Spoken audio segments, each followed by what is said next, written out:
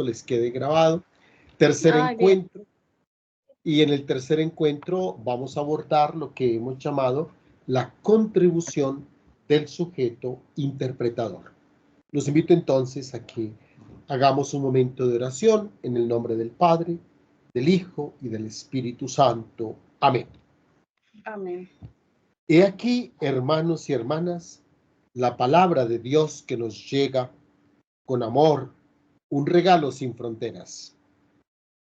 Señor, tu palabra resuena desde siempre en el ámbito eterno de Dios Padre, de Dios Hijo y de Dios Espíritu. Se nos viene peregrina en nuestra historia, pronunciando nuestros nombres y llamando a nuestras puertas. Es la voz del silencioso, sonoro ruido de Dios, la voz de la eternidad que entra en el tiempo, la voz del misterio hecho luz, la voz de Dios hecha letra y sílaba y palabra.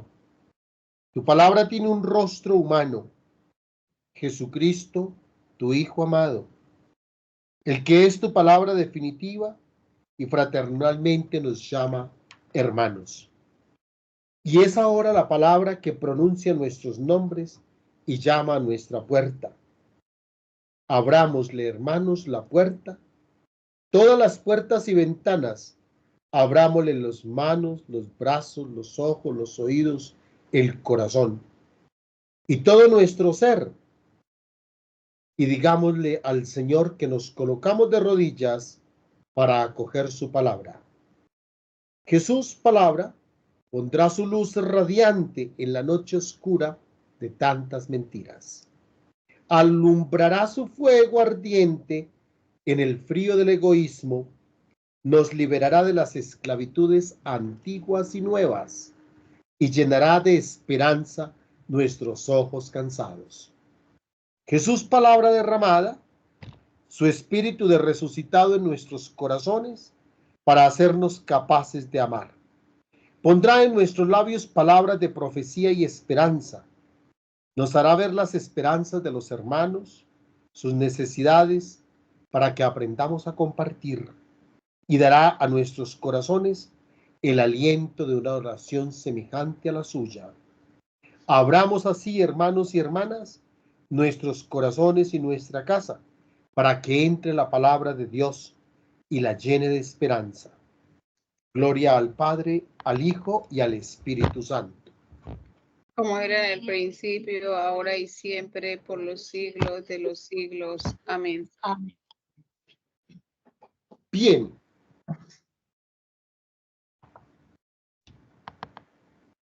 El tema que nos ocupa, como ya se los anuncié, es la contribución del sujeto interpretador. Pero para entender este tema, tenemos que recordar el tema anterior, que el Apocalipsis está lleno de símbolos. La simbología, esos símbolos son como una fuerza centrífuga, son una fuerza que presiona desde dentro y empuja hacia afuera. ¿Y qué empuja hacia afuera? Pues que el sujeto interpretador interprete el signo. Y ahí está la contribución del sujeto interpretador. El sujeto interpretador tendrá que darle sentido al signo. De lo contrario, el símbolo, el signo, permanece mudo.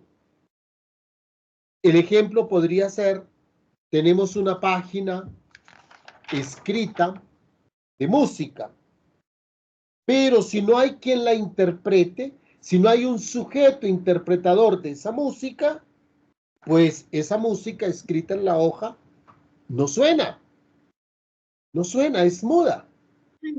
Así pasa en el Apocalipsis. Se necesita el sujeto interpretador. El autor, que hemos dicho que es Juan, da ejemplos de cómo interpretar, pero la mayor parte de esa tarea intérprete la debe realizar el sujeto interpretante, el sujeto interpretador. El autor, el escritor, deja en claro que hay una tensión, que hay una relación en la cadena comunicativa. Quiero que ustedes todos tienen claro la cadena comunicativa que nos enseñaron en nuestra formación. Pero aquí debemos decir que esa cadena comunicativa tiene tres grandes componentes. El escritor, Juan. Un segundo elemento, el lector. Y uno tercero, el oyente. Para este encuentro, ustedes me disculparán, pero no tuve el tiempo de prepararles una presentación y tendremos que contentarnos con esto. Les voy a poner acá parte del capítulo 1 del Apocalipsis. Tengan la bondad de buscarlo en sus Biblias. Para que lo vean en sus Biblias, acá les tengo pues parte de este capítulo para poder hablar de lo que estoy diciendo de este sujeto interpretador.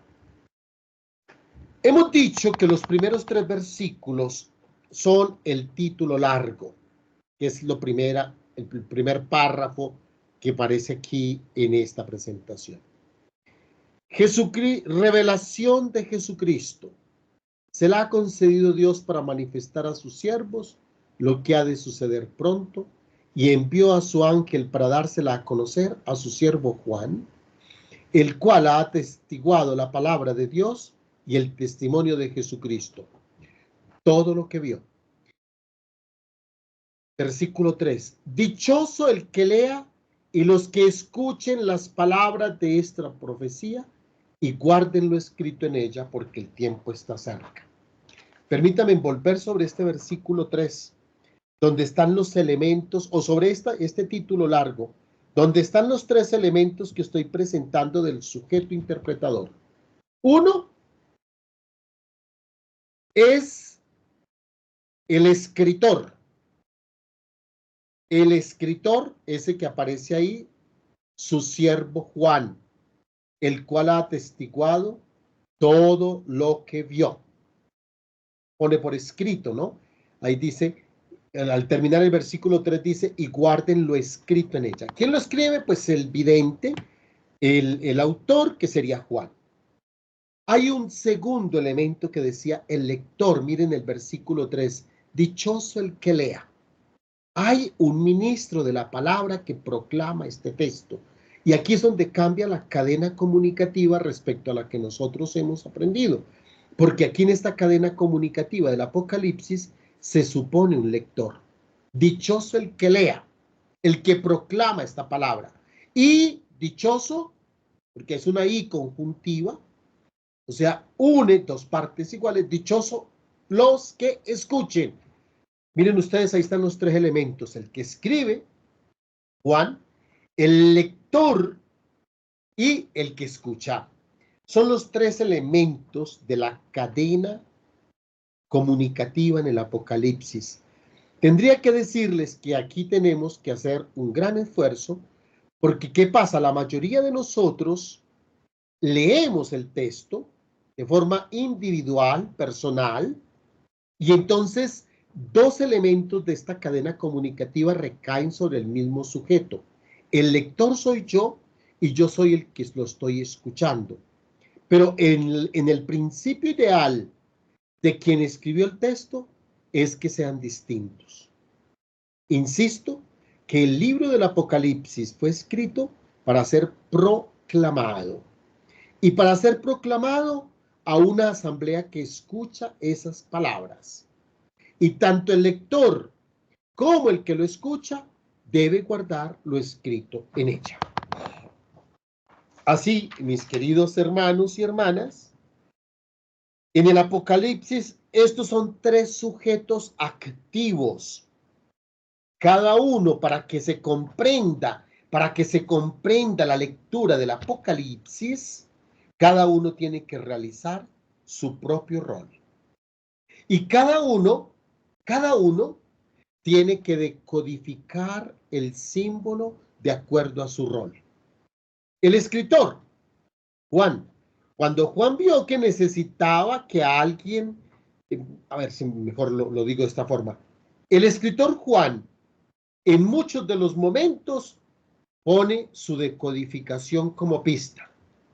Recuerden ustedes cuando vimos el símbolo del 666, el escritor Juan nos dio su pista de interpretación, nos dijo, equivale al nombre de un hombre. Ya hizo su interpretación, nos dio una pista. Ahora el lector tiene que poner su pista de interpretación. Entonces el que está proclamando tiene que poner su tono, su ritmo, su énfasis, su vibración, de forma que lo que está leyendo, de forma que lo que está proclamando, el que lo escucha lo pueda entender.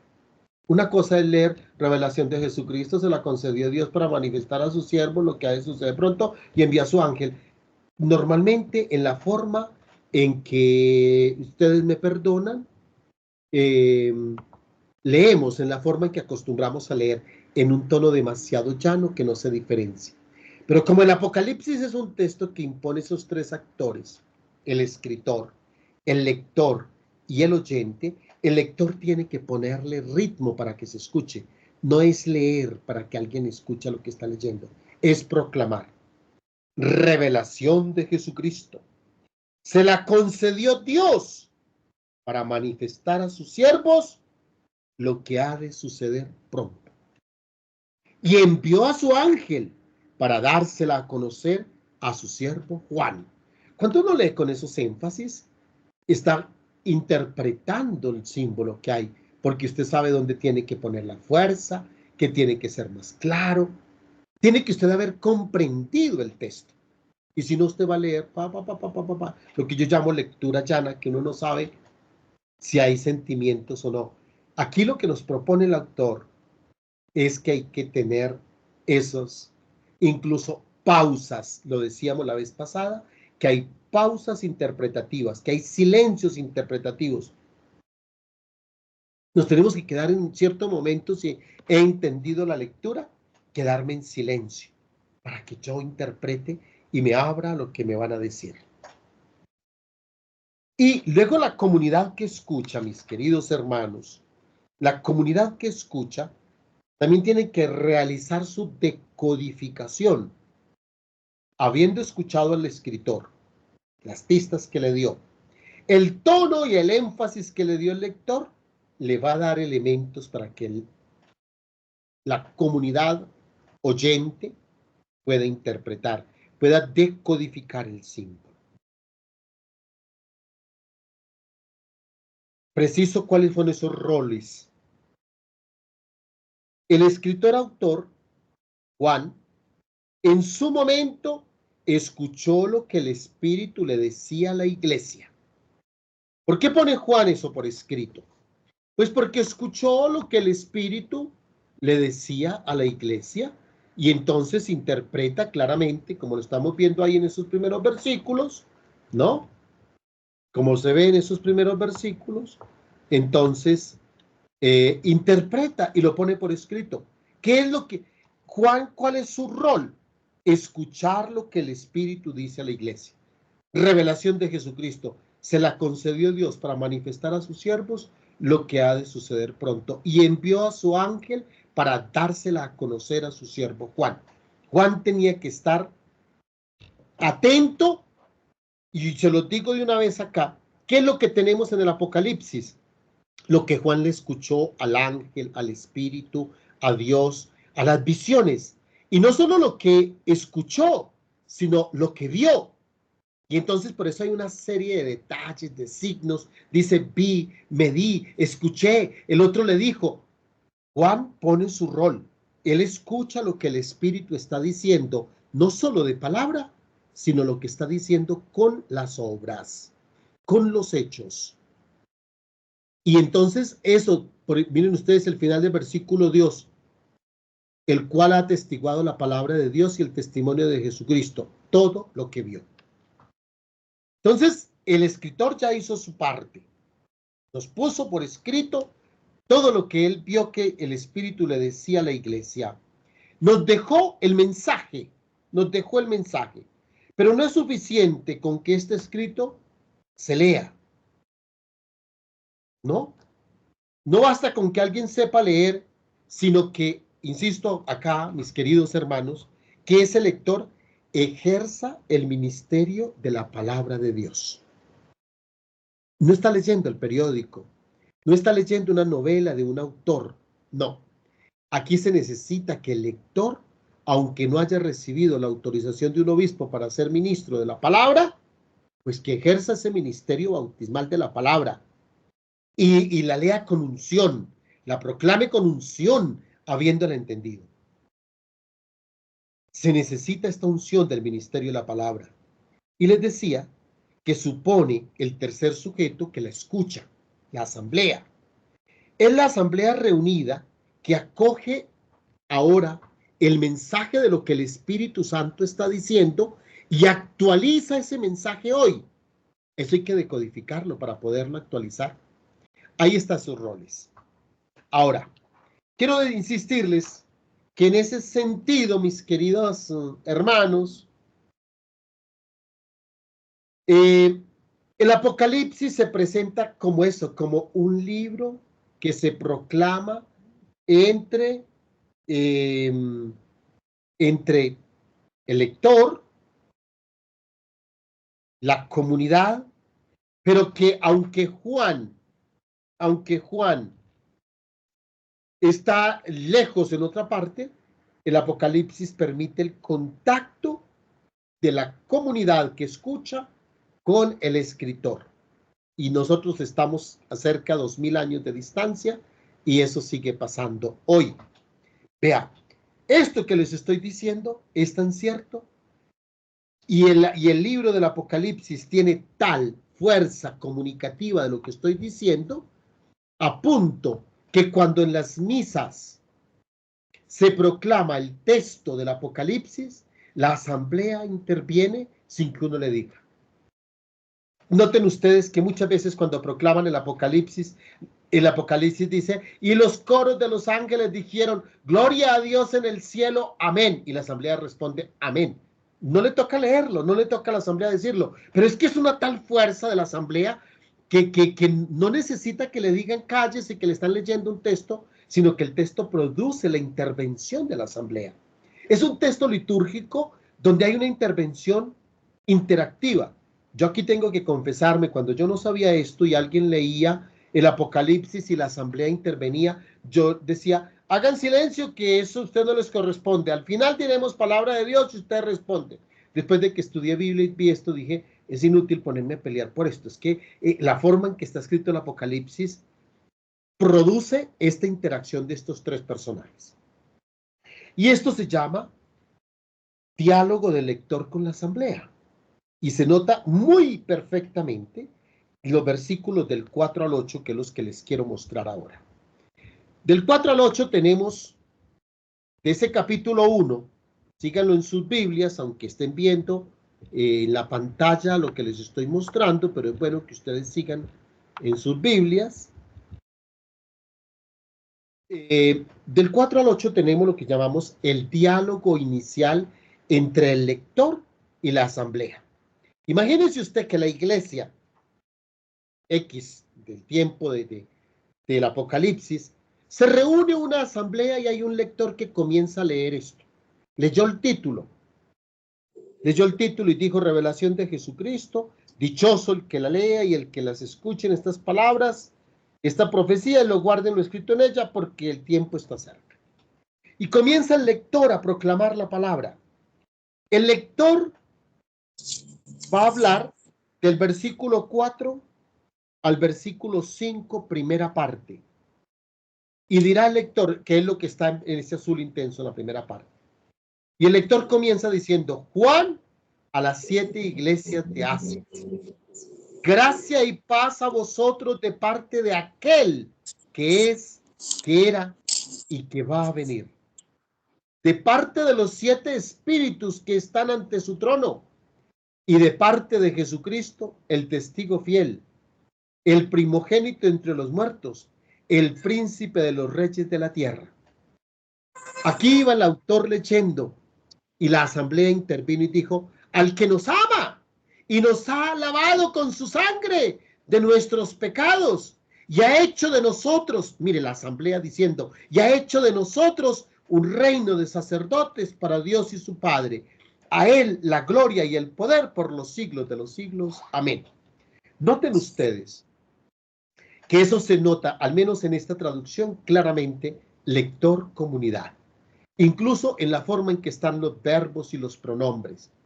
Juan a las 7 iglesias de Asia, gracia y paz a vosotros, dice el lector, a vosotros. Y en cambio en el 5b, en lo que está en amarillo, la asamblea responde al que nos ama, primera persona plural. Primera persona plural. Entonces hay una interacción. Luego vuelve a intervenir el lector y dice, versículo 7, mirad, viene acompañado de nubes, todo ojo lo verá, hasta los que le traspasaron y por él harán duelo todas las razas de la tierra. E interviene la asamblea diciendo, sí, amén. Intervención de la asamblea. Y termina el lector diciendo, yo soy el alfa y la omega, dice el Señor Dios, aquel que es, que era y que va a venir, el Todopoderoso. Miren ustedes ahí en estos de 4 al 8, estos 5 versículos, tenemos la intervención de la liturgia, es una liturgia donde el lector lee una parte y la asamblea se siente involucrada a responder.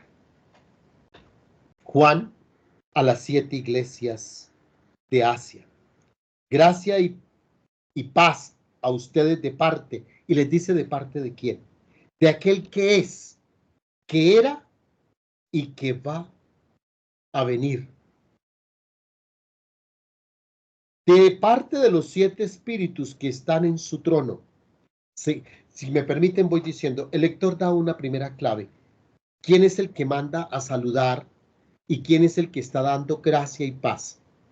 No dice, hubiese podido decir gracia y paz de parte de Jesús, punto, o de Dios. No, pero es que le pide a la iglesia que interprete. Y entonces le dice, vea, gracia y paz de parte de aquel que es.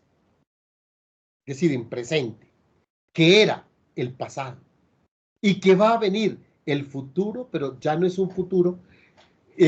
No sé si me hago explicar acá, que es distinto a lo que dice Pablo en una de sus cartas. Cristo es el mismo ayer, hoy y siempre. Porque aquí el que era, el que es, hace referencia al tiempo, pero cuando habla del futuro, lo coloca en un movimiento. No el que será en el futuro, sino el que va a venir. Su futuro está determinado por su presencia. No dice cuándo va a venir. Podríamos pensar en lo escatológico o que va a venir a través de esta realidad. Y luego, si no le queda claro quién es, entonces le da una segunda clave. De parte de los 7 espíritus que están ante su trono. Los 7 espíritus.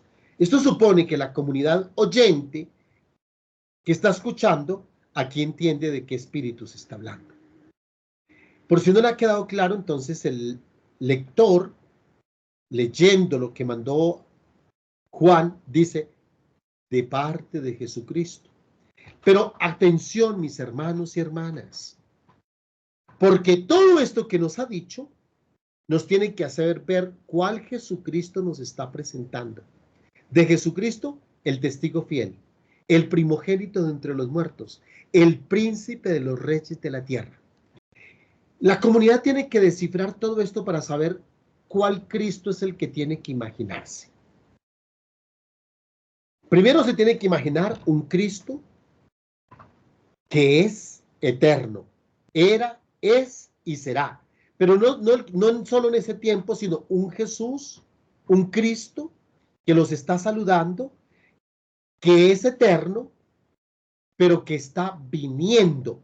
No que está en el cielo, no, que está viniendo. Usted tiene que imaginar a un Jesús que es, que estuvo y que ahora está viniendo, como si lo estuviera viendo, que viene en este momento sobre el mundo. ¿Y con quién viene? con 7 espíritus, pero que estos espíritus están ante su trono. Son espíritus delante de Dios. De Jesucristo, pero usted no se va a imaginar a Jesucristo caminando en el agua. No se va a imaginar que el Jesucristo que le está hablando y que le está mandando esta gracia y esta paz es el Jesucristo que multiplicó los panes o es el Jesucristo que murió en la cruz. No, no, no. No. El autor le dice de Jesucristo, pero le dice el Jesús que usted se quiere imaginar y el Jesús que usted tiene que aceptar en este saludo es Jesús el que fue testigo fiel. Testigo fiel. 2, primogénito de entre los muertos, es decir, el resucitado. Ustedes tienen que imaginar a Jesús resucitado, el primero de entre los muertos. Decía antes de comenzar propiamente esta sesión que quienes vivieron la Pascua, quienes vivieron la Semana Santa bien, iban a comprender esto. Vea, el Jesús que usted tiene que tener en mente que le está escribiendo es el Jesús resucitado, el Jesús victorioso que está delante de Dios con sus espíritus y que tiene poder para venir. Ya es un Jesús que ya está al lado de Dios. El príncipe de los reyes de la tierra, el Jesús que ya ha sido entronizado como rey de los reyes, el rey todopoderoso, el rey universal. Entonces usted no puede decirme, no, es que el Apocalipsis me está presentando a Jesús con los milagros del ciego, del cojo, en la enseñanza que hizo en la sinagoga. No, no, no, aquí el autor desde el saludo me dice, usted no puede quedarse pensando allá en el Jesús del momento histórico de su paso por este mundo. El Jesús que tiene que tener en este momento en su mente es el Jesús resucitado, todo victorioso. Entonces, cuando Juan, el escritor, con lo escrito y con el tono que ha leído el lector, a la asamblea le queda claro quién es el que le está escribiendo este saludo de gracia y paz. ¿Quién es este Jesús? ¿Dónde tiene que centrar la mirada de este Jesús? Y entonces la comunidad responde, así, este que era, que es, que va a venir, que tiene los 7 espíritus, que es testigo, que es el primogénito de los muertos, el primer resucitado, y que es rey de reyes, lo podemos definir con una palabra, el que nos ama. Y miren usted, el que nos ama. Es decir, el Jesús que me está saludando es al que nos ama. El que nos mandó este saludo es el que nos ama y nos ha lavado con su sangre de nuestros pecados y ha hecho de nosotros un reino de sacerdotes para su Dios y Padre. Y entonces, como Él es el primogénito de los muertos y el príncipe, le dice, a Él la gloria y el poder por los siglos de los siglos. Amén. La comunidad le quedó claro quién carajo le estaba mandando el saludo. El que los ha amado, el que les ha perdonado los pecados. Y entonces comienza a decir cuáles son las intervenciones de ese Dios, de ese Jesús que le está presentando el lector y el escritor. Y dice, vea, es que este Jesús no es una definición no es una definición abstracta, no es una definición teológica. No, no, no, no, no. Es un Jesús que tiene que ver conmigo, pero conmigo como asamblea, porque por eso está en primera persona el plural, que tiene que ver conmigo que soy asamblea eclesial. ¿Y qué ha hecho este Jesucristo conmigo, asamblea eclesial? Nos ha amado, nos ha perdonado los pecados, nos hizo reino sacerdotal. Esas son las 3 cosas que ha hecho este Jesús victorioso con nosotros. Entonces miren ustedes que la asamblea incluso se define, la asamblea tiene unos rasgos, pero se define por la presencia de ese Jesús que la está saludando. Yo, asamblea eclesial, siento que Él me ama, siento que Él perdonó mi pecado y con ese perdón me hizo un reino sacerdotal para el Padre. Y entonces dice, a ese Jesús que ha hecho estas 3 cosas conmigo, le corresponde la gloria y el poder por los siglos de los siglos. Amén. Y entonces el lector le insiste a la comunidad sobre lo que yo les decía en la primera parte. Mirad, viene acompañado de nubes. Es decir, no se queden esperando para el fin del mundo. No, viene, miren, miren, ya viene. Hoy, el que va a venir, no va a venir dentro de 2000 años. No, está viniendo, hermanos y hermanas, en este momento. Miren, miren, miren en su vida, miren con sus ojos de fe, viene acompañado de nubes. Y si usted es capaz de mirar ya así, el lector dice, todo ojo lo verá. Hasta los que lo traspasaron, es decir, hasta los que lo mataron. Hasta el que lo ha traicionado puede verlo. Y por él harán duelo todas las razas de la tierra. Y la comunidad responde, sí, amén. No solo es un sí, amén a la frase, sino a lo que dice la frase, al contenido. Es decir, el lector ha dicho, miren, viene. Y la comunidad le dijo, sí, lo vimos, lo vimos, lo vimos, sí, sí, es él. No tienen que esperar dentro de 2000 años o dentro de 5000 años o para dentro de 50.000 años a decir si vendrá el Señor. No, la comunidad ya lo vio. Mire, mire, viene acompañado, todo ojo lo verá. Y terminan diciendo, sí, sí, lo vimos. Y entonces, cuando llegan ahí, el lector le dice a la comunidad que ese que viene, que ya ellos vieron, se les identifique y le dice, yo soy el alfa y la omega. Por eso dice el Señor Dios. Aquel que es, que era y que va a venir, el Todopoderoso. Porque es un estar viniendo permanentemente. Me detengo acá un segundo para irme a la experiencia de, de, de Semana Santa. Vea, si yo les dijera que la Semana Santa tiene un objetivo de hacernos ver algo, ¿usted qué pensaría que es lo que la Semana Santa busca que veamos? A ver quién hace una apuesta y me diga algo. Si yo le digo, la Semana Santa tiene como objetivo que veamos algo y todo lo que hay en la semana conduce a llegar al clímax en la vigilia pascual, para que en la vigilia pascual quede la comunidad cierta, la asamblea eclesial, la asamblea intérprete, le quede claro, ya vimos a Julano de tal. ¿A quién tiene que ver?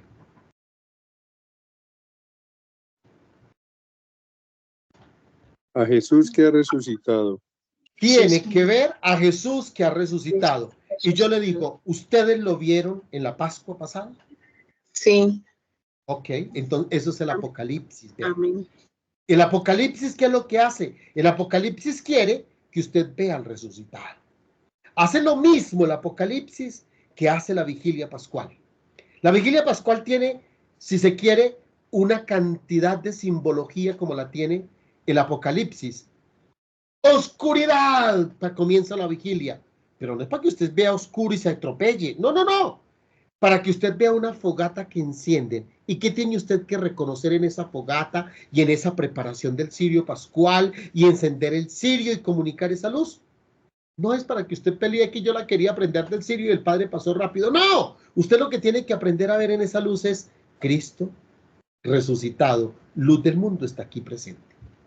Si no le queda claro, entonces le encienden las luces del templo. Si no le queda claro, le cantan el pregón pascual para que le diga, todo eso le está diciendo, Cristo resucitó y está aquí, no es para mañana, es aquí. Su resurrección ha inundado esta noche de gloria, de luz, dirá el exulten del pregón pascual. Y si no le ha quedado claro, entonces le meten una tracalada de lecturas, que es palabra de Dios, que le va metiendo y le va diciendo, vea, Jesús no solo está presente en esta noche, sino que Él ha estado presente a lo largo de la historia de la humanidad, desde la creación del mundo, desde la creación del hombre, desde la salida de Egipto. Dios ha estado ahí presente. ¿Te queda claro? ¿Lo estás viendo? Entonces cantemos el Gloria. Y se canta el Gloria. Y entonces muchas iglesias o en muchos lugares acostumbran en ese momento adornar el altar con flores, con luces del cirio se toman para adornar el altar, para que te quede claro que la fiesta continúa. ¿Ya lo viste? ¿Lo viste en la luz? ¿Lo viste en la palabra? ¿No te ha quedado claro? Espérelo lleno de agua.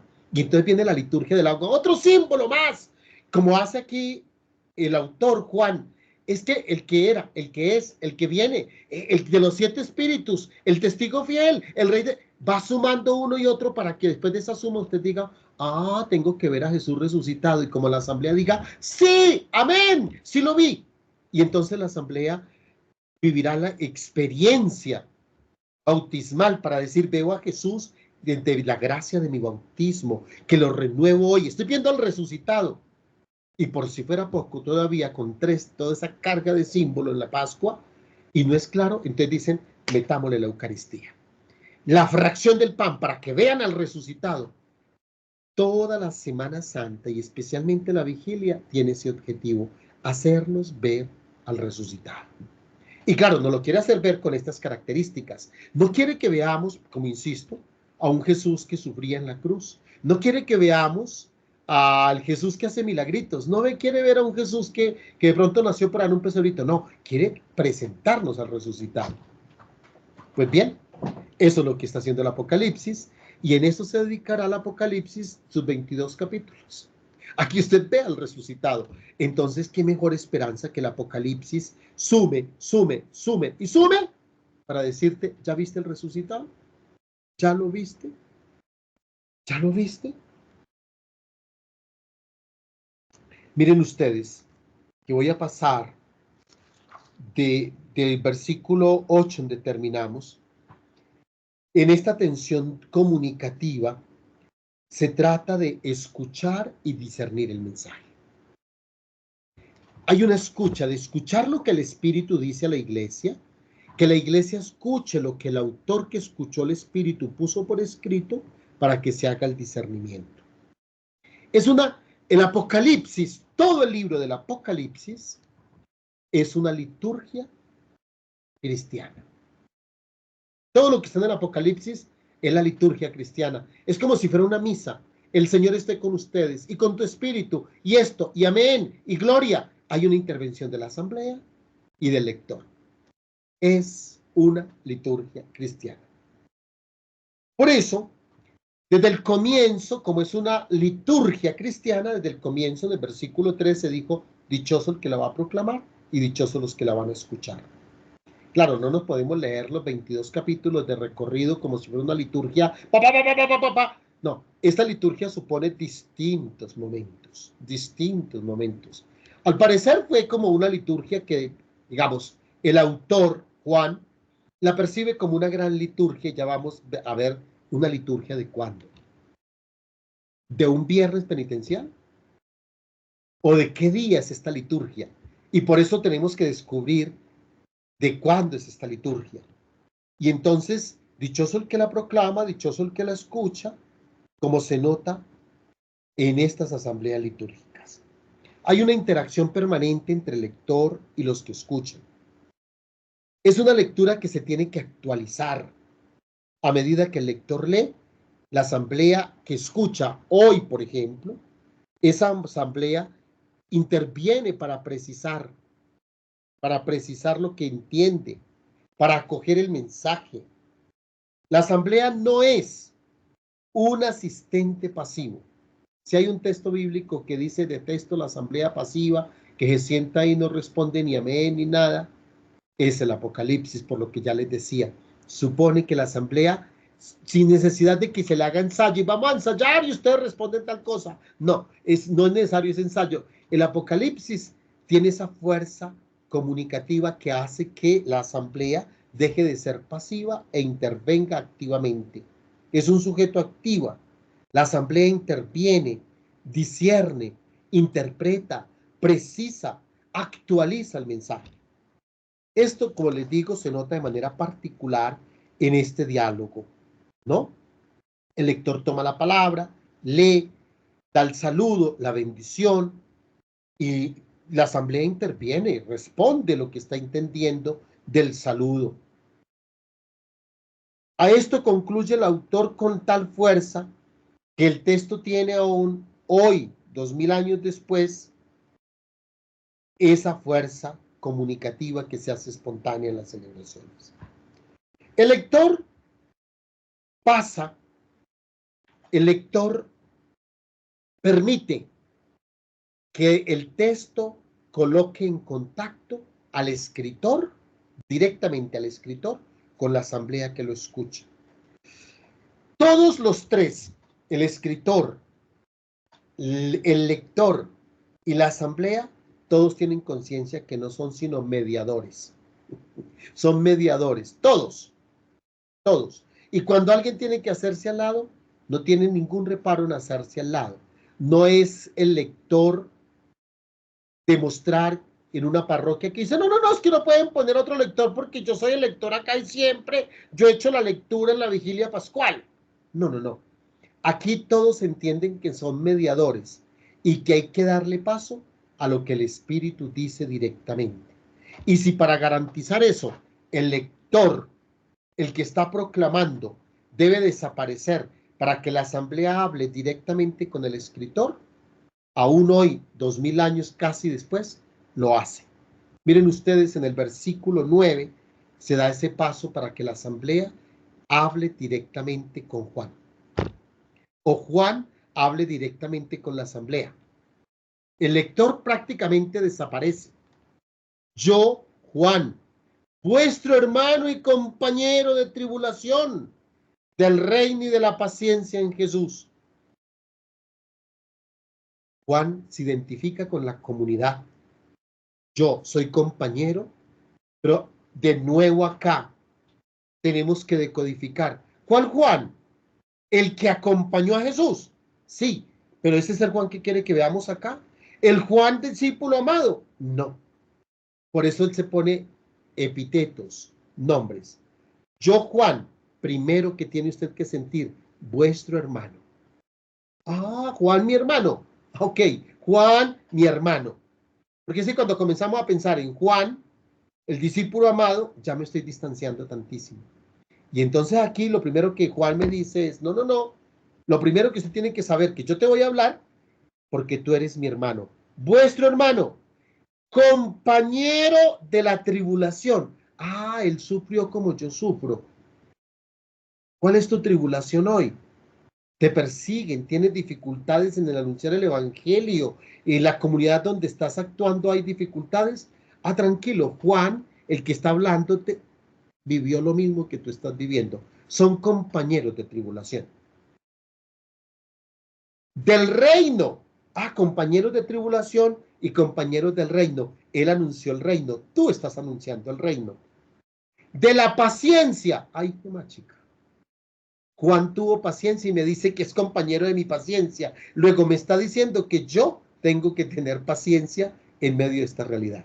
Porque me tengo que parecer a Juan. En Jesús. Cuando llega ahí dice, ahora sí que ya tengo claro cuál es mi relación contigo. Miren ustedes, si ustedes me lo permiten, quiero insistir en esto. Por eso hay que ir decodificando, ¿no? Y hay que ir decodificando palabra por palabra para ir sumando y tener la imagen. ¿Cuál es el Juan que me habla a mí? Un Juan que es mi hermano, un Juan que es un compañero de tribulación, del reino, de la paciencia. Todo esto en Jesús. Es mi hermano en Jesús. Es mi compañero en Jesús. ¿Y compañero de qué? De la tribulación. Vivo mi dolor, mi sufrimiento en Jesús. Del reino. ¿De cuál reino? En Jesús.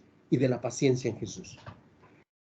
Porque a veces nos gusta ser más romántico y decir, ay, yo me parezco tanto a Juan, el discípulo amado, dejar recostar mi cabeza en el pecho de Jesús como lo hizo Juan. Pues eso será en el Evangelio, porque en el Apocalipsis Juan se presenta y dice, yo quiero que tú tengas en cuenta cómo me parezco a ti y tú cómo te pareces a mí. Y aquí no nos dice que recostó la cabeza en Jesús y que era amado por Jesús. Todo nos muestra otra faceta. Y esta faceta es la que tenemos que tener presente para ir entendiendo lo que Juan nos dice. Yo me encontraba en la isla llamada Patmos por causa de la palabra de Dios y del testimonio de Jesús. Caí en éxtasis el día del Señor. Ah, esta liturgia que estamos recordando y celebrando, Juan dice que es una liturgia del día del Señor. Es una liturgia dominical. ¿Y quién se aparece los domingos? El resucitado. El resucitado. Y entonces Juan nos invita a que hagamos este ejercicio de saber que es una liturgia dominical en el día del Señor, ¿no?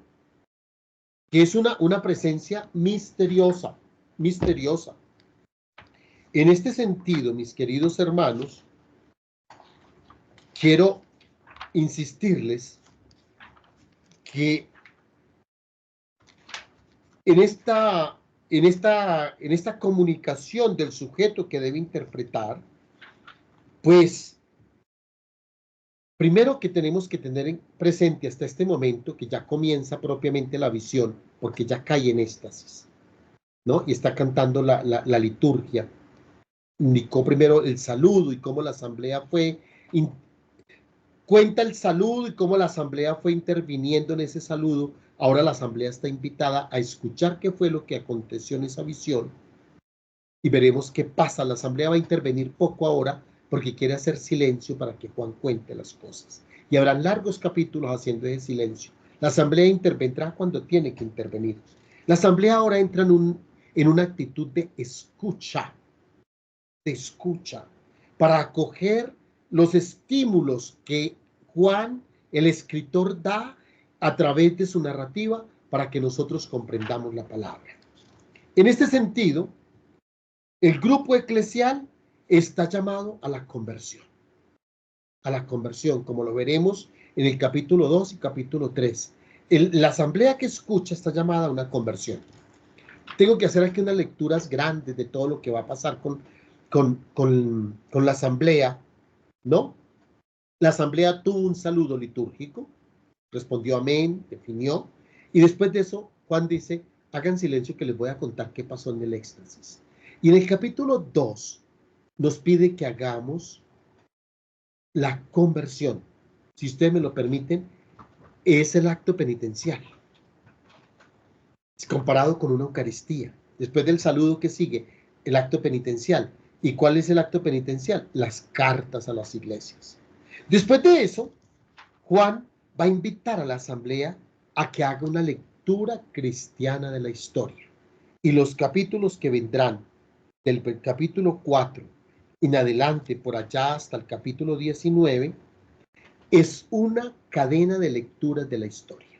Le va a enseñar a la iglesia, le va a enseñar a la asamblea intérprete que tiene que aprender a leer la historia de manera cristiana. Y lo va a hacer al menos durante 3 formas: los 3 sellos, las 3 trompetas y las 3, perdón, los 7 sellos, las 7 trompetas y las 7 copas. Cada una de estas es una serie independiente, pero con cada una de estas lo que nos está pidiendo es, oiga, aprende a interpretar la historia cristianamente. En esta historia pasa esto y esto y esto. La iglesia, el sujeto interpretante, con estas enseñanzas de Juan, le debe quedar claro entonces cómo tiene que interpretar la historia.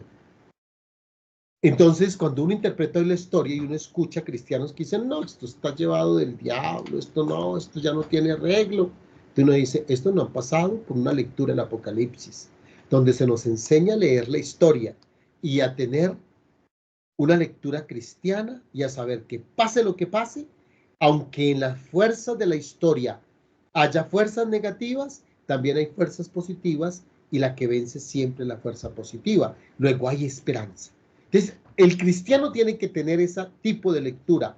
Ve las fuerzas negativas de la historia, ve las fuerzas positivas, pero reasegura su esperanza en lo positivo de la historia, porque esas son las fuerzas que siempre vencerán. Para después, al final del Apocalipsis, entonces, el autor, Juan, invita de nuevo a la asamblea. Vayan ustedes en sus Biblias al capítulo 22, donde termina el Apocalipsis. Después de toda esta liturgia, donde va interviniendo la asamblea y la comunidad y el lector y Juan para enseñarnos una liturgia penitencial, porque como iglesia necesitamos purificarnos, a leer la historia y a saber que la historia tiene un vencedor definitivo, entonces nos concluye con la despedida que está a partir del versículo 16. Recuerden que hay un lector leyendo, y entonces el lector no lee. Yo, Jesús, está leyendo como Jesús mandó un mensaje. Yo, Jesús, he enviado a mi ángel para darles testimonio de lo referente a las iglesias. Yo soy el retoño y el descendiente de David, el lucero radiante del alba. Miren ustedes, hay un cúmulo de cosas que hay que interpretar. Claro, ya nos dice, yo Jesús. Ok, ¿qué ha hecho Jesús? Envió un ángel, que fue el ángel que envió al comienzo para que le comunicara la revelación. Testimonio, como al comienzo, que da testimonio de la palabra. Sobre lo referente a las iglesias. Luego, todo lo que hay aquí tiene que ver es con las iglesias, no con el infierno. Entonces, de tenerle miedo al diablo y a las cosas. Dice, yo soy el retoño. A Jesús hay que verlo como un retoño. Y cuando usted tiene perdida la esperanza, ¿qué es lo que uno quiere ver? Usted siembra un árbol, se está muriendo, y usted todos los días le echa agüita, lo cuida, lo pone a la luz. El día que usted amanece y va y ve que ese palito de rosa que le estaba secando, le está saliendo un retoñito, usted pone contento, hay esperanza, esta planta no se murió. Y es lo que Jesús nos está diciendo acá, yo soy el retoño, tranquilo, esto parece que había acabado, pero yo soy el retoño. Soy un lucero radiante en el alba, es decir, no soy el sol todavía de mediodía, pero soy la luz que comienza a significar que las tinieblas están desapareciendo porque yo soy un lucero en la mañana. Y luego dice, el lector dice, el espíritu y la novia. ¿La novia quién es? La comunidad que está escuchando. Entonces dice, el espíritu y la novia dicen, y entonces la comunidad responde, ven. ¿Por qué? Porque ya la comunidad vio que en todo el desarrollo, ¿qué es lo que dice el Espíritu a la iglesia? Que el Espíritu a la iglesia en todo este recorrido, desde el capítulo 1 al capítulo 22, le ha dicho a la iglesia, vea, no importa las peleas de la historia, no importa lo complejo, a usted como cristiano, ¿qué le toca decirle a Jesús? Ven, ven, ven, ven. Y entonces aquí cuando llega acá, el lector le dice a la iglesia, a la comunidad de intérprete, que hay una unidad de voz. El Espíritu dice ven y la iglesia dice lo mismo. Ven. Por eso dice el Espíritu. Y la novia dicen ven. Y el que oiga, diga. O sea, usted la asamblea que está oyendo. Recuerdan que comenzamos diciendo y dichoso el que oiga. Y el que oiga, diga. Y todos respondieron, ven. A todos les quedó claro de qué se trata el Apocalipsis. El Apocalipsis es convencernos que el resucitado está viniendo. Pero hay que insistirle que siga viniendo en esta historia. Al que viene, comenzó el Apocalipsis y termina diciendo, tenemos que seguirle gritando con el Espíritu Santo y el que oiga y toda la iglesia, ven, ven. Y el que tenga sed, y dice la asamblea, ven, y el que tenga sed que se acerque. Y el que quiera reciba gratis agua de vida. La asamblea le quedó claro que cuando invoca a este Jesús, que es retoño, que es lucero de la mañana, es para que Él calme la sed que tenemos de esta historia. Hay cosas que nos preocupan, como Jesús dijo en la cruz, tengo sed. ¿Quién nos la va a calmar? Él. Por eso le tenemos que decir, ven. Pero insisto, no es que Él venga dentro de 2000 años. No, está viniendo hoy y usted tiene que verlo como viene hoy en tu historia.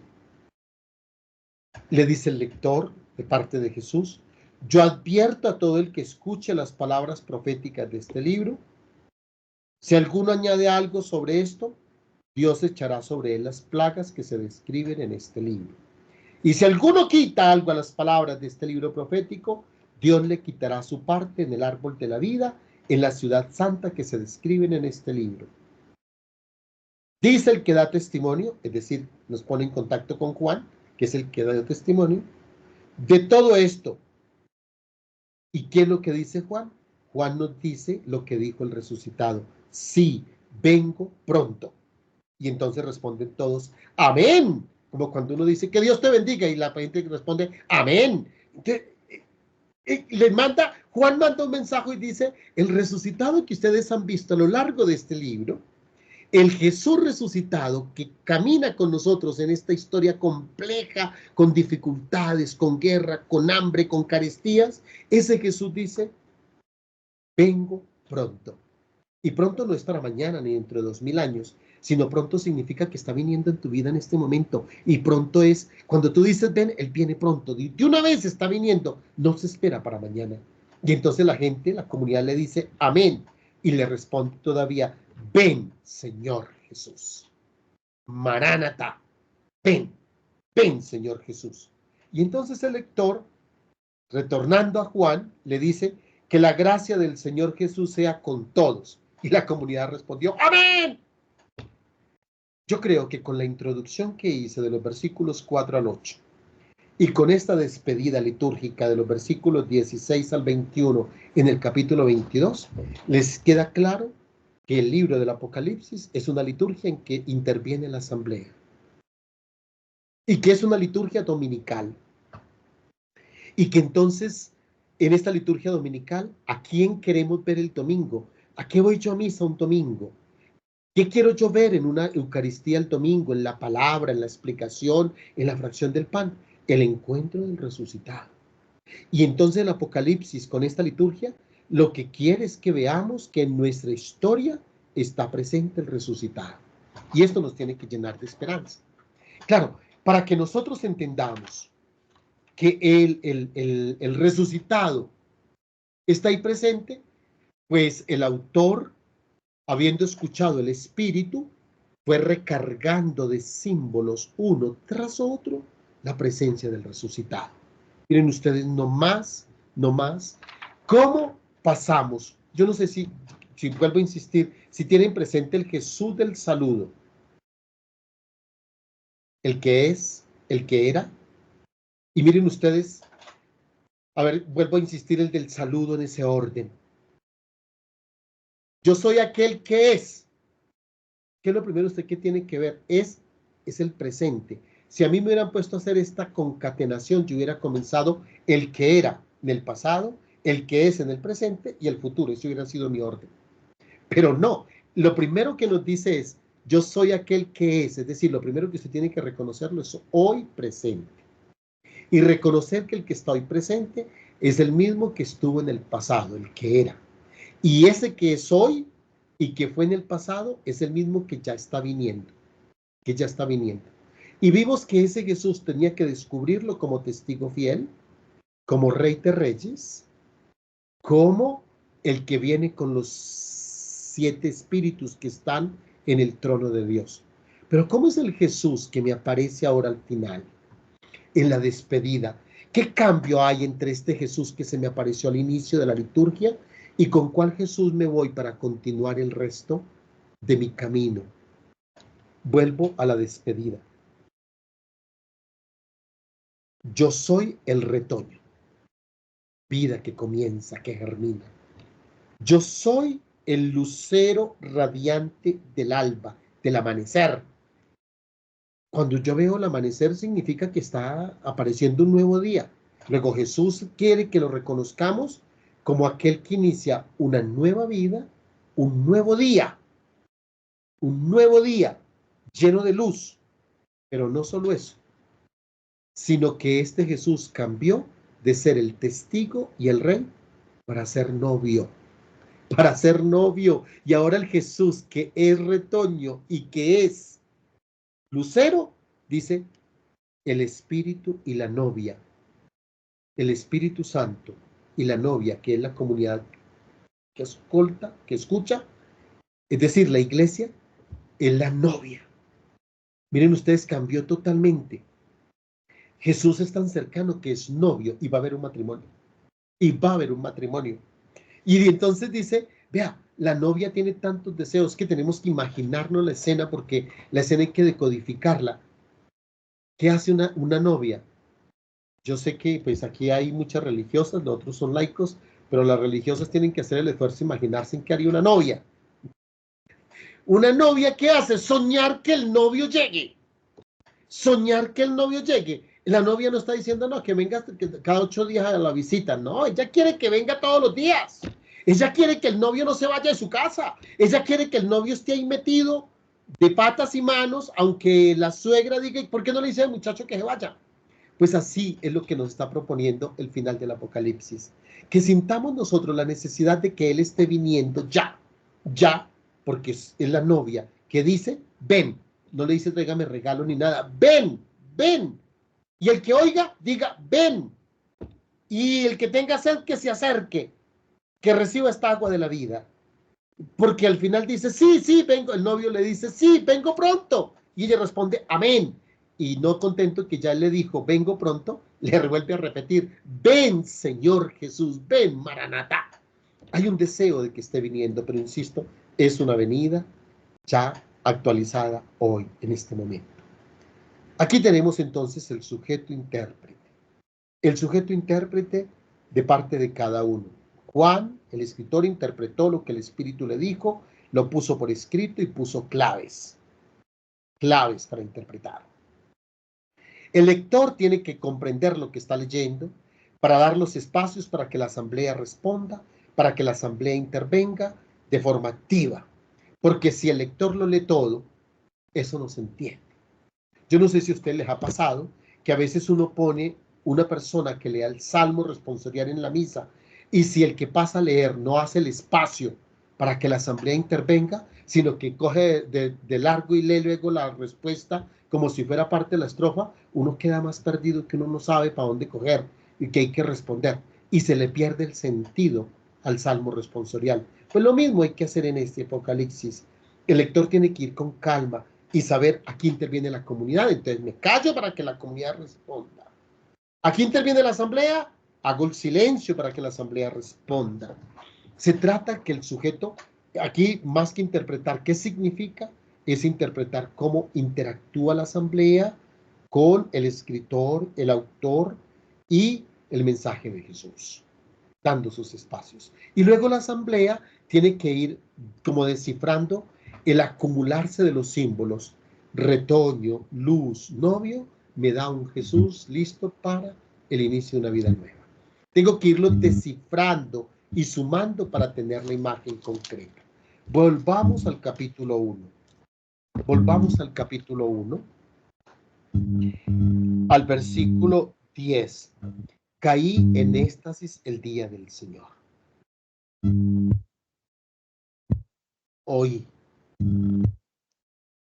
detrás de mí una gran voz como de trompeta que decía: caí en éxtasis en el día del Señor.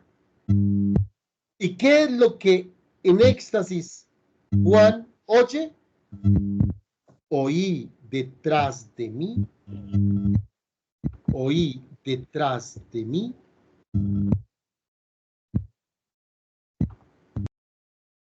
oí detrás de mí una gran voz. Hay que comenzar a decodificar. Si yo ya soy cristiano del siglo I, año 85, 90, 95, cuando se escribe el Apocalipsis, o usted es cristiano del año 2024, usted sabe ya a estas alturas que cuando el texto bíblico dice una gran voz, es Dios que está hablando. Yo no necesito voltearme a mirar. Yo ya sé que es Dios quien está hablando. Oí una gran voz, como de trompeta. Es que yo ya sabía también que los salmos especialmente, cuando Dios va a hablar, dice que hablaba como voz de trompetas. Entonces, mire, gran voz, ruido de trompeta, me dice, está escuchando la voz de Dios. ¿Qué es lo que Juan primero escucha en este día del Señor? Pues lo que les acabo de decir, la voz de Dios. Como de trompeta. ¿Qué decía? Versículo 11. Lo que veas, escríbelo en un libro y envíalos a las 7 iglesias, a Éfeso, Esmirna, Pérgamo, Tiatira, Sardes, Filadelfia y la Odisea. ¿Qué es lo que escuchó como voz de Dios? Lo que escuchó como voz de Dios es que lo que él vea, lo que él oiga, ya lo dijimos desde el comienzo, él está atento a lo que el Espíritu le va a decir a la iglesia y lo pone por escrito. Y aquí está la orden en el versículo 11. Lo que veas, escríbelo en un libro y envíalo a la iglesia. Por eso lo que escribe en el libro, interpretando, acogiendo lo que el Espíritu le dice a la iglesia, se llama palabra de Dios. Entonces, ¿qué es lo que Juan escucha? La voz de Dios. ¿Qué es lo que tú vas a escuchar el día del Señor? La voz de Dios, la palabra de Dios. Si me lo permite, lo voy a decir de esta manera al inverso. Cada vez que fuéramos a misa, un domingo, debería ser una experiencia decir, también caí yo en éxtasis como cayó Juan. Caí en éxtasis y escuché la voz de Dios. Esa voz de todo lo que va a suceder. Porque eso es lo que escuchamos en la primera, en el Salmo, en el Evangelio, en la homilía. Tendríamos que tener, mis hermanos y hermanas, de misión compartida, en esta esperanza del Apocalipsis, un tipo de lectura de aprender a escuchar incluso lo que nos dice el sacerdote, lo que nos dice el cantor con su canto, lo que nos dice el comentarista con los comentarios que hace al inicio o en la palabra, que en todo eso Dios nos está hablando. Pero a veces nosotros no queremos acoger eso que se nos dice, sino que decimos, no, es que se puso a hablar fue de tal cosa, ¿eso para qué perdió tiempo en eso? No, al contrario, tendríamos que tener la actitud de Juan de saber que en eso nos está hablando Dios. Que ese canto no me gusta a mí, es que no lo pusieron para su gusto, lo pusieron porque Dios te está hablando en ese canto, te está dando un mensaje. Y entonces se trata de caer en éxtasis para percibir qué es lo que Dios está diciendo a la iglesia. ¿Qué le está diciendo Dios a la iglesia en este momento? Y Dios no viene a decirme lo que a mí me guste, viene a veces a decirme lo que a mí no me gusta, a poner el dedo en la llaga. Y entonces esto nos tiene que hacer caer en éxtasis. Mis queridos hermanos, esta es una aparición, es el lugar de encuentro, el domingo, ese día del Señor. Caí en éxtasis el día del Señor por miles de razones de lo que vamos a ver y que se ven en los Hechos de los Apóstoles. El día del Señor es domingo, es la traducción en español de domingo. Domingo significa Dominus, significa día del Señor. Esto aconteció un domingo. ¿Y el domingo para qué es? Para lo que está diciendo ahí, para escuchar la gran voz. Un domingo es para escuchar la voz de Dios. ¿Cuántos en vez de escuchar la voz de Dios, de caer en éxtasis, es decir, de hacer espacio, tiempo para escuchar la voz de Dios, se ocupan en mil cosas y después dicen, no tuve tiempo de escuchar la voz de Dios, no me quedó tiempo? Ahí, cuando Juan ha escuchado entonces la voz de Dios, versículo 12, necesito avanzar para dejar para la próxima introducción de alguna forma. Me volví a ver qué voz era la que me hablaba. Y uno dice, un momentico, Juan. Un momentico, Juana. Juana, ¿usted quién le dijo que la voz se ve? ¿Quién le dijo que la voz se ve? Porque Juan dice claramente, me volví a ver qué voz era la que me hablaba. Porque Juan no nos está hablando de una voz, sino que con la voz nos está hablando de una persona. Pero esto hay que decodificarlo. Si él se vuelve para ver algo, no está viendo la voz, sino para ver la persona que le habla. Claro, yo ya sé que la voz que le habla es Dios, pero vuelvo a insistir, tengo que decodificar qué imagen de Dios es la que está hablando. No más por definición, yo ya sé que Dios Padre, Dios Hijo, Dios Espíritu Santo. ¿Cuál de los tres es el que está hablando? Y luego en los tres, ¿en qué fase de su vida? ¿Cómo se presenta este Dios que le habla? Y entonces él dice, me volví para ver qué voz era la que me hablaba. Y al volverme, vi, y va a comenzar a describir qué es lo que ve. Quiero insistir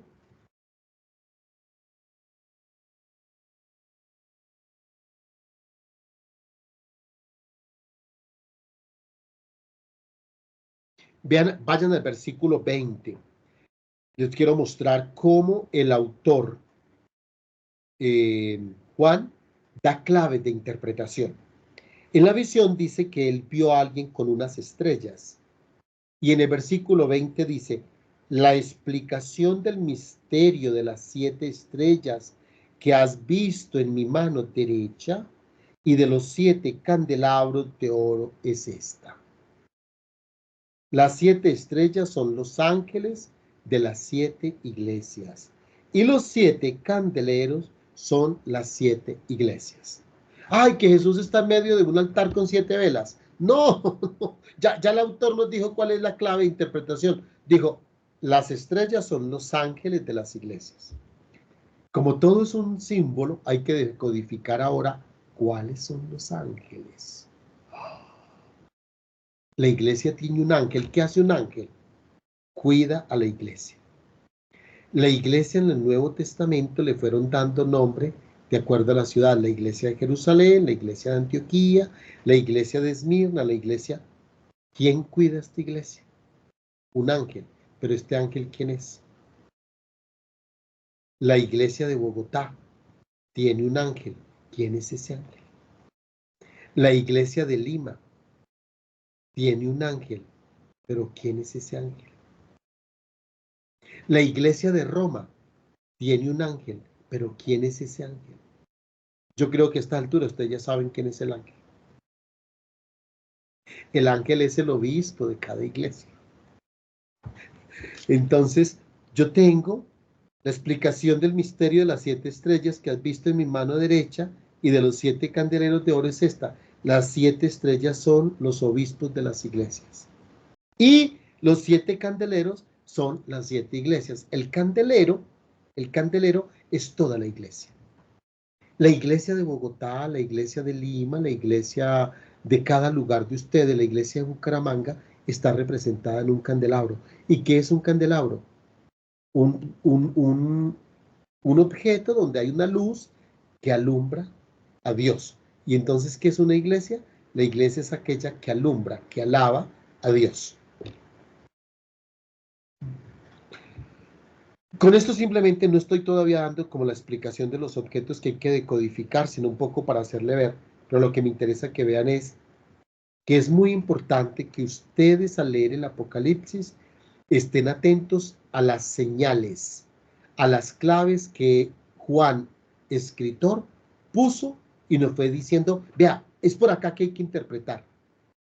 Aquí en esta, acabo de decir, el misterio de las estrellas son los ángeles de la iglesia y los candelabros son las iglesias. Luego no se ponga a inventarse qué será, es alguna cosa, eso al final de... No, no, no. Está dando claves claritas, es sobre la realidad eclesial. Ah, bueno, tengo que decodificar. Y entonces tengo que comenzar a preguntarme, ¿un ángel qué hace? Custodia, cuida, da un mensaje. El ángel comunica. Ángel significa mensajero, da un mensaje.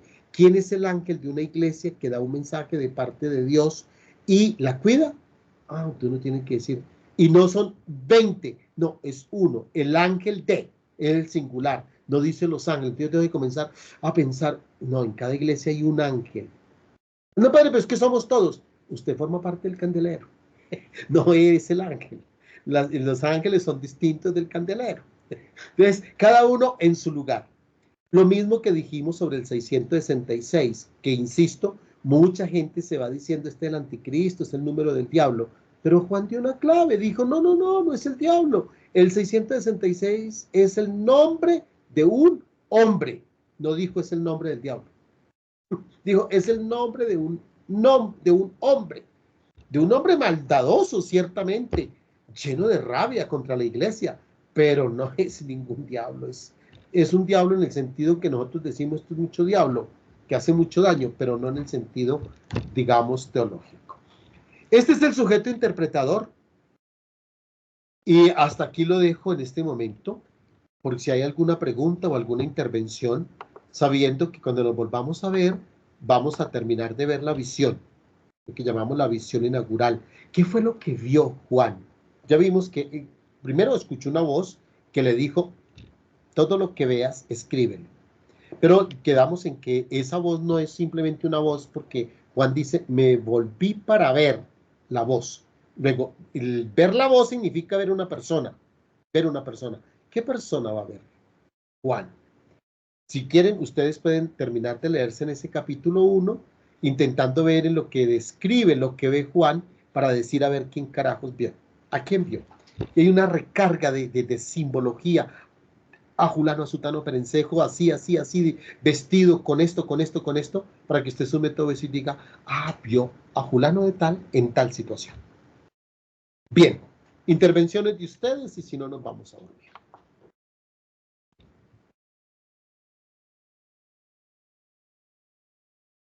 Vaya a intervenir, alza la mano o abre el micrófono y libremente.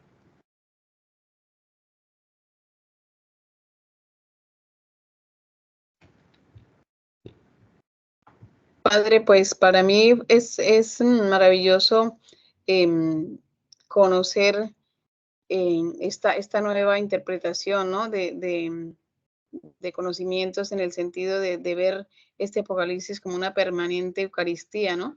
Y todo lo que nos fue comentando y diciendo, pues cambia totalmente como ese sentido y esos miedos o esa lejanía que a veces tengo con el Apocalipsis, porque lo vemos como el último libro, como que a lo mejor no tiene mucha importancia, como que dejémoslo ahí. Pero la verdad que con todo esto que nos fue transmitiendo, tenemos mucho que aprender en el sentido de la codificación, ¿no?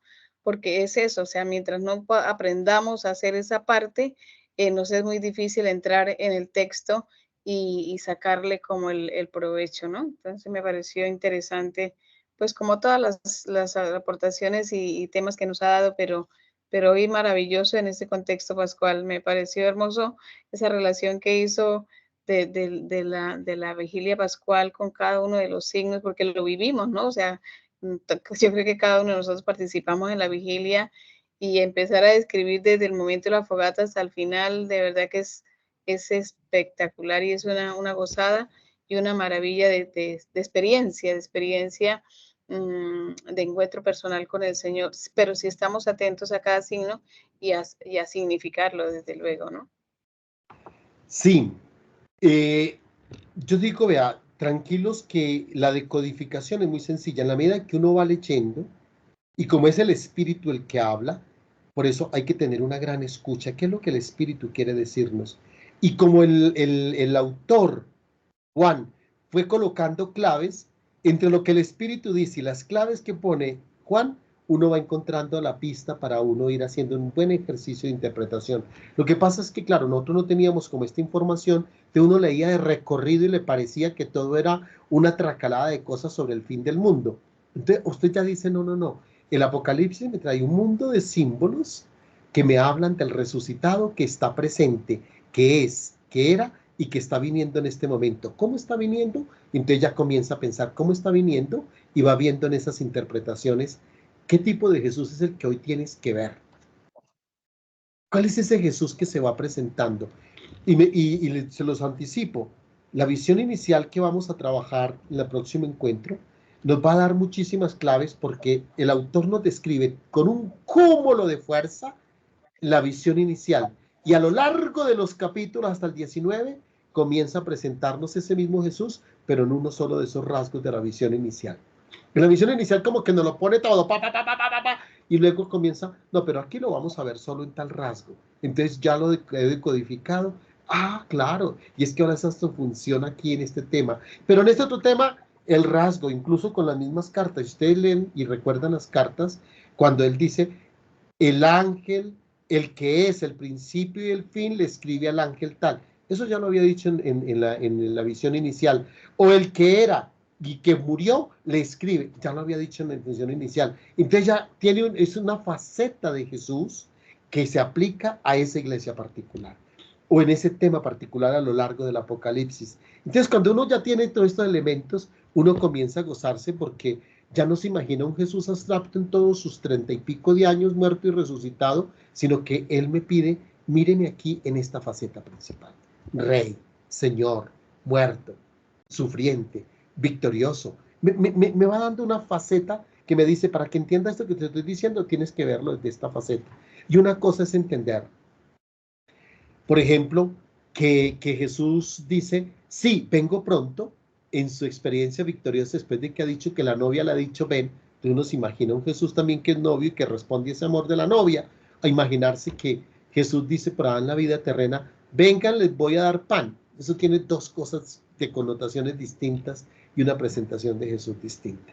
Pero estoy segurísimo que el Espíritu Santo está haciendo mucho en ustedes y que todo esto les va aportando desde el Espíritu, más de lo que yo les digo, desde el Espíritu, herramientas para entender esta palabra que surge de la inspiración del Espíritu Santo. ¿Alguien más? Sí, padre. aprovechar el momento para darle las gracias, porque efectivamente nos va descifrando este libro que siempre ha sido muy denso para entender, ¿no? Difícil. No es tan fácil como no fácil por decir que las otras lecturas también no necesiten su descifrado, ¿no? Sino que este es más denso y es bastante difícil para mí, por ejemplo, entenderlo en algunas partes. Por ejemplo, en esta noche me deja bien marcada la enseñanza de que el Apocalipsis pues no es el fin, ¿no? No es el fin de la iglesia, no es el fin de nuestra vida, no es tan terrorífico como a veces nos lo pintan, sino más bien es un libro de esperanza, ¿no? Porque usted nos comentó en un momento que hay fuerzas negativas y hay fuerzas positivas, pero priman las positivas porque nos dan esperanza para seguir adelante, nos dan esperanza porque en medio del mundo ahora, en el hoy, hay muchas cosas que lo que buscan es más bien meternos miedo, ¿no?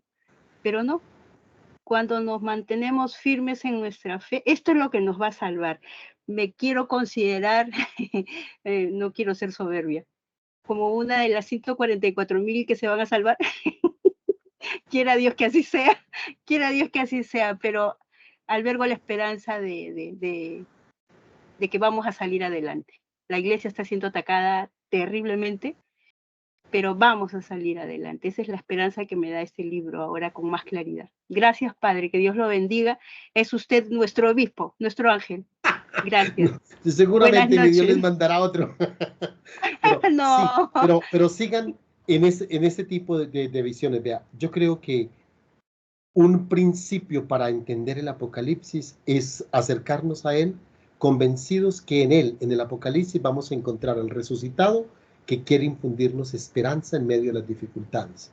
Porque es que con la mentalidad que uno se acerque, si yo ya me acerco a un texto diciendo, es que eso es difícil, es que esto es complejo, eso habla del fin del mundo, pues mi mente está predispuesta a comenzar a ver todo lo negativo y a creer que es eso y lo marca.